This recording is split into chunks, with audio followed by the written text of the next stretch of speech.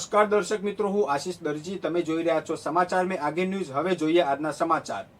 Mehsana local crime બ્રાન્ચે પ્રોહિબિશનના ગુનાઓ સામે કાર્યવાહી કરતા લાડોલ પોલીસ મથક વિસ્તારમાં ભાવસોર પાટિયા નજીક તેજસ ફાર્મ પાસે દરોડો પાડી જમરૂખના ફળની આડમાં દારૂની હેરાફેરીનો ભાંડો ફોડ્યો છે.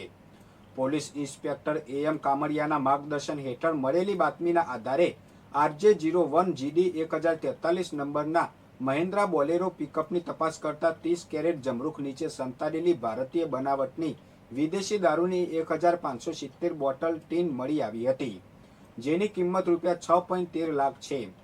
પોલીસે રાજસ્થાનના મોનુ ઘીસાલાલ સોનાથ ભૈરવા અને હનુમાન હરલાલ ભવરુરામ ગુર્જરની ધરપકડ કરી છે. દારૂ, બોલેરો પિકઅપ, 2 મોબાઈલ, તાડપત્રી અને જમરૂખ સહિત કુલ ₹9.23 લાખનો મુદ્દામાલ જપ્ત કરવામાં આવ્યો છે. પોલીસે પ્રોહિબિશન એક્ટ હેઠળ ગુનો નોંધી સરદારજી અને ધુમાસનના વિજય બાપુ સહિતના ફરાર આરોપીઓની શોધખોળ શરૂ કરી છે. મહેસાણા જિલ્લાના વિજાપુર તાલુકામાંથી પસાર થતી સાબરમતી નદીના કોતરો અને ઘનઘોર ઝાડીઓમાં દેશી દારૂ બનાવવાની પ્રવૃત્તિ સામે મહેસાણા LCBએ ડ્રોન ટેકનોલોજીની મદદથી મોટી કાર્યવાહી કરી. ચોક્કસ બાતમીના આધારે પોલીસે ડ્રોન કેમેરાથી નદી વિસ્તારનું સર્વેલન્સ કરીને હીરપુરા ભાતીપુરા વચ્ચે ચાલતી ભઠ્ઠીઓના સ્થળો શોધી કાઢ્યા હતા.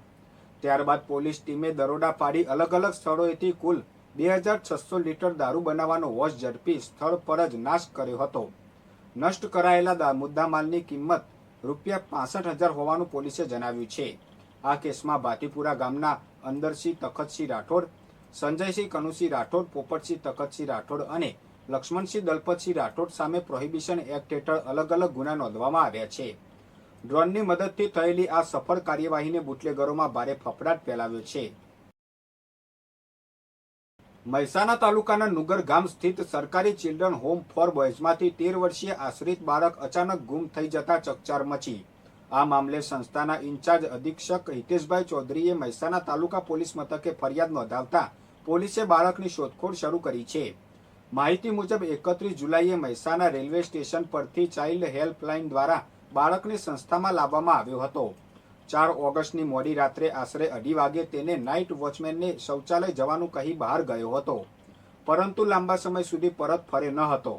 સ્ટાફે રેલવે સ્ટેશન, મોઢેરા ચોકડી, બાયપાસ રોડ અને નુગર ગામ સહિતના વિસ્તારોમાં શોધખોળ કરી છતાં કોઈપણ પત્તો મળ્યો નથી. બાળક હિન્દી ભાષા જાણે છે અને પોતાનું વતન જૂની દિલ્હી હોવાનું જણાવતો હતો. તેનો રંગ શ્યામ, ઊંચાઈ અંદાજિત 5.1 ફૂટ છે અને ગુમ થતી વખતે લીલા રંગનું ટી-શર્ટ તથા વાદળી ટ્રેક પેન્ટ પહેરેલા હતા. હાલ પોલીસે ગુમ બાળકને શોધવા કાયદેસરની કાર્યવાહી હાથ ધરી છે. અમદાવાદના ગોમતીપુર વિસ્તારમાં જૂની અદાવતને લઈને યુવક પર જાહેરમાં છરીથી જીવલેણ હુમલો થતા કાયદો વ્યવસ્થાની સ્થિતિ અંગે ફરી સવાલો ઊભા થયા.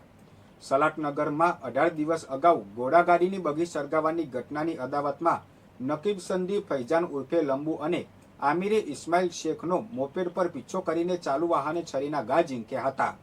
ઇસ્માઇલ નીચે પટકાતા ત્રણેય આરોપીઓએ તેના પર તૂટી પડી હુમલો કર્યો હતો. આસપાસના લોકો દોડી આવતા હુમલાખોરો ફરાર થઈ ગયા હતા. ગંભીર રીતે ઘાયલ ઇસ્માઇલને સારવાર માટે હોસ્પિટલ ખસેડવામાં આવ્યો હતો. સમગ્ર ઘટના CCTV કેમેરામાં કેદ થઈ છે. ગોમતીપુર પોલીસે ત્રણેય આરોપીઓ સામે ગુનો નોંધી તપાસ શરૂ કરી છે. બીજી તરફ સ્થાનિક કોંગ્રેસ મહિલા કોર્પોરેટરે વિસ્તારમાં વધતી ગેરકાયદે પ્રવૃત્તિઓ અને અસામાજિક તત્વો સામે કડક કાર્યવાહીની માંગ કરી છે. પોલીસની નિષ્ક્રિયતા અંગે સ્થાનિકોમાં ભારે રોષ જોવા મળી રહ્યો છે. લિંબાયત વિસ્તારમાં મે મહિનામાં થયેલી આસિફ ખાન પઠાણ હત્યા કેસમાં પોલીસે મુખ્ય સૂત્રધાર બિલ્ડર મોહમ્મદ હાશિમ કબૂલ અહેમદ સિદ્દીકીની ધરપકડ કરી. પોલીસ તપાસમાં ખુલાસો થયો છે કે હાશિમે 4 ભાડૂતી હત્યારાઓને સોપારી આપી હત્યાનું કાવતરું રચ્યું હતું. હત્યા બાદ આરોપીઓ જેલમાં જાય તો તેમના પરિવારના ભરણપોષણ, કોર્ટ કેસનો ખર્ચ અને જેલ મુક્તિ બાદ નોકરી આપવાની પણ ખાતરી આપી હતી. છેલ્લા 3 મહિનામાં હત્યારાઓના પરિવારોને દર મહિને ₹30,000 મુજબ કુલ ₹3.60 લાખ ચૂકવાયા હોવાનું સામે આવ્યું છે. વર્ષ 2017થી આસિફ ખાન અને બિલ્ડર વચ્ચે વર્ચસ્વની દુશ્મનાવટ ચાલી રહી હતી, જેના કારણે હત્યાનું ષડયંત્ર રચાયું હતું. પોલીસે બિલ્ડરનો 5 દિવસ અને 4 આરોપીઓનો 3 દિવસ સુધી પોલીગ્રાફ ટેસ્ટ કરાવ્યો છે. 13 મે 2026ના રોજ લિંબાયતના મારુતિનગર વિસ્તારમાં આસિફ ખાન પર જાહેરમાં જીવલેણ હુમલો કરી તેની હત્યા કરવામાં આવી હતી. તાજા અને સચોટ સમાચાર સૌથી પહેલા મેળવવા માટે અમારી ચેનલને સબસ્ક્રાઇબ કરો અને સોશિયલ મીડિયા પર ફોલો કરવાનું ભૂલતા નહીં.